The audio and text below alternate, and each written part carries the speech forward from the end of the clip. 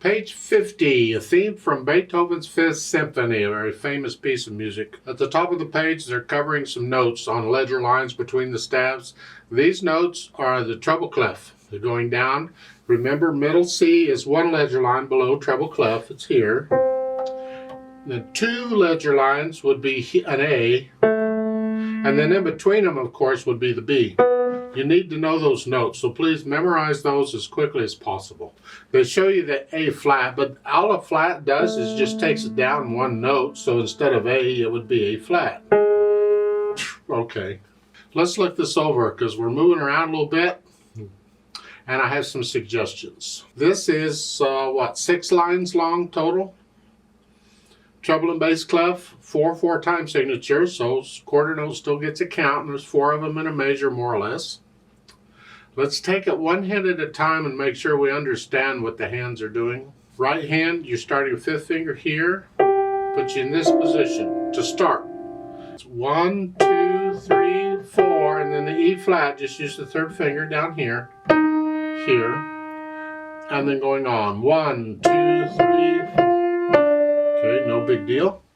On measure 6, now you have to come down here and play the A flat with the thumb. Just come on down in here. And the thumb is fine because you don't have any other notes to play. So even if you have fat fingers, you can still do this because you're raised up above the keys. For the A flats, and then you get a rest. You have to come up here. If you want, as far as I'm concerned, just stay here. I don't like moving my hands around if I don't have to. So you could always just stay here, and then for measure 7, instead of 3rd finger, use your little finger. It's there, and the 3rd finger. I do all of that line, measure 6, 7, and 8 in one hand position. I don't have to move. I would prefer not to move if I don't have to. And then for measure 10, you're still here. And then for measure 11, they want your 4th finger. Use 5th finger, it's closer. You just reach up a little bit, it's 5th finger. And you can come out here again. That's what I recommend. And then measure 13, you get a rest, come back up here. Where you're, and you got a C and an E flat together, so it's, and that's pretty much it until you get to measure 20, where the thumb has to come down for the B. Stay there. And then you can play the last note with a thumb if you want to, or you can just move the hand down and play it with 2nd finger if you want to, because that's tied for the rest of the piece. You just hold it down for 3 measures. Oh, going a little bit there. Oh, we're starting to move around a little bit here. Left hand, well, you have that C minor chord. You have this, it's the C chord with the middle note going down makes it minor. Try and get the notes down at the same time. I don't, but maybe you can. I don't know. And then the next time you play, the little finger comes down for the B. And measure 5. 1, 2, 3, 4. 1, 2, 3, 4. 1, 2. And then an E flat. It's like the chord, but we're not using the C. Actually, we are using a C, but the right hand is playing it. Yeah. You see, when you consider a chord and the sounds of everything, you have to consider both hands. So, measure 9, 1, 2, 3, 4, 1. And then, we had all this before. Measure 14, E flats. 1. You get that's okay. Measure 19, you get an F sharp. You can do that, I hope. Measure 21, it's an F and a G. Then the C minor chord again. And then the last 2 measures, the notes are written here, but it has an AVA under it. So you go down an octave, come down here, play them down here. Put the hands together. So we're here and here. Okay. 1, 2, 3, 4. So all 4 notes go down at the same time. I'm just lowering the hands down. Lower the weight down into the notes. And then 1, 2, 3, 4, 1. As you're playing the left hand here, get your right hand down here.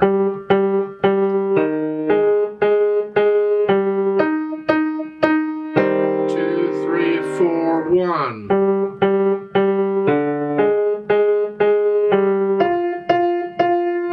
2, 3, 4. 1. There. Measures 14 and 15, look out. Measure 14, you have a whole note in the right hand, hold it down. Lift it up when you play that. Here. But in the next measure, this measure, that is a quarter note in the left hand. Don't hold that down, lift it up when you play the right hand. So again, starting measure 13, it's here. Hold this down. Hold it down. 1, 2, 3, 4. 1, 2, 3. If you get the idea. The last 3 measures, you're here. And the right hand, you're just holding it down. The left hand goes down. And you have that at the end. So you go through and put the hands together and then go back through the treble spots and get rid of the hesitations. You keep it slow as fine, but no hesitations. And we'll think about the articulation, which they don't give you any. Connect everything pretty much the best you can. These at the beginning, you can disconnect all these. I mean, you have to disconnect the repeated note. So you can go ahead and disconnect the others too, if you want, or connect it if you want. It doesn't say anything. There's no slurs or nothing. You have to decide how you want to do the first 2 measures. Do you connect them? So here, or disconnect. A little silence between them? Pick. Now when you get to measure 13, they do put in slur, connect those. Here and here. In measure 18, you get staccato and an accent. Short, just a boom. I'm on the key and I'm bouncing off. And accent, just play a little louder. And then measure 22, accents, both at home. And then down here. I'll leave it up to you on separating or collecting notes when it's not. If it's slurred, connect them. Otherwise, what sounds good to you? Now, dynamics, well, you're starting out loud, that's both hands. The melody's really in the right hand. We would like to hear the melody. If you want to play the left hand a little softer, keep it in the background, that's great. And measure 5, now you're soft. Both hands. And you're staying soft until measure 13. You come up a little bit to mezzo piano or sort of soft. Both hands.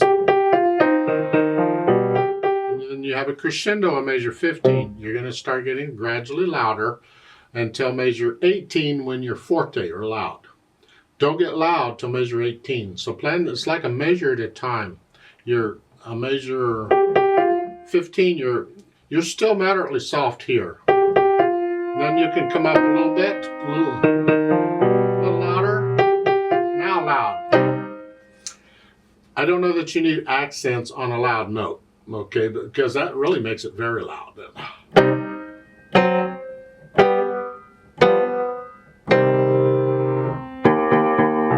There's no accents there at the end for the left hand, but it's still loud.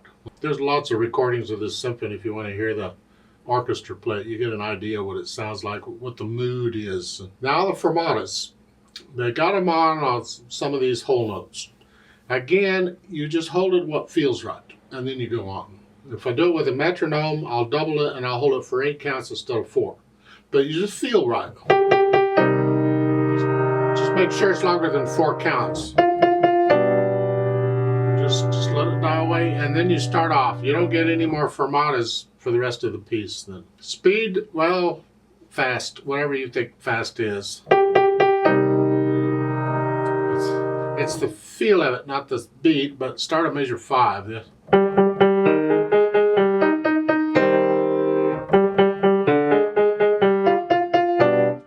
To be accurate, so don't go faster than accurate. So your fast and my fast could be different. Now they've added pedal at the end, and normally I'd say don't bother, but actually I'd like to add more pedal to this piece than what they're showing. Normally I take pedal out when on these books they pedal stuff, and I say don't pedal here and don't pedal here. But in this piece I'd like to add more pedal. So let's talk about the pedal a little bit. When you use pedal, you need to understand why you're using it. Don't use it just because the music says to. Understand what it's for. Why? Because when we learn a piece of music, hopefully, you always learn it without pedal first. Make the fingers do everything. It may not sound quite right because you need the pedal's help. That's fine. Still, learn it without the pedal first. That way, when you add the pedal, you can hear the difference in the sound. You can understand what's going on. Well, one of the reasons we use pedal is on longer held notes, we like to add the overtones to give them color. Because if I play a note here, it just sits there and dies away. But if I add pedal to it, see, it's got all kinds of things going on. Makes it a little more interesting. That's one of the reasons to use pedal. So on these whole notes, throughout the first 3 lines or so, the whole notes, I want to use pedal on those to color them. So the second measure here, I'm going to push the pedal down. I'm going to push the pedal down right after I play the notes. And I'm going to lift the pedal up with the hands when I'm ready to go on. It just adds color. Listen to the difference. Without pedal, with pedal. So there's a difference there, and I want to add that difference. So on measure 2, I'm doing it. On measure 4, I'm doing it again. And on measure 8, I'm doing it. And then finally on measure 12, I'm doing it. Now when I get to measure 14, even though they're whole notes, I got other stuff going on, and I don't want to mess that up. So I'm not pedaling any of that. So I don't pedal again until the bottom, the last 3 measures. You push the pedal down after the notes. And lift the pedal up with the hands. I don't like that sound, but I think we're stuck with it for now. And that's my suggestion on the pedal on this piece.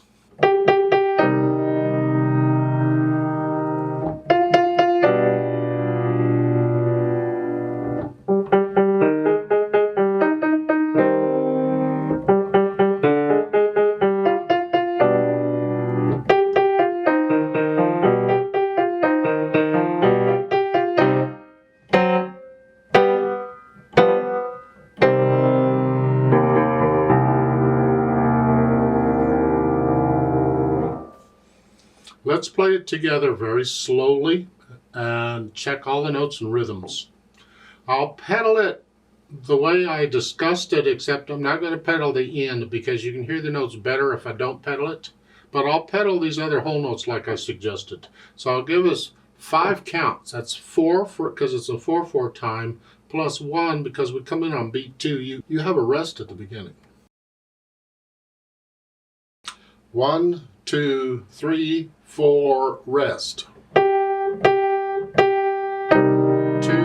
3, 4, hold. 2, 3, 4, rest. 2, 3, 4, hold. 2, 3, 4, rest.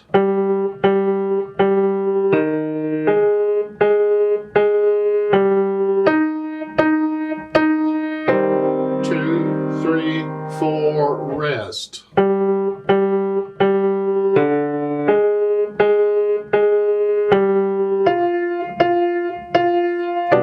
2, 3, 4, rest.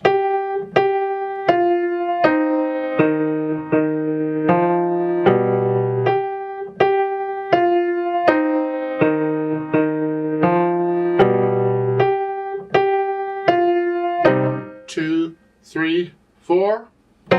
2, 3, 4. 2, 3, 4. 2, 3, 4. 2, 3, 4, 1.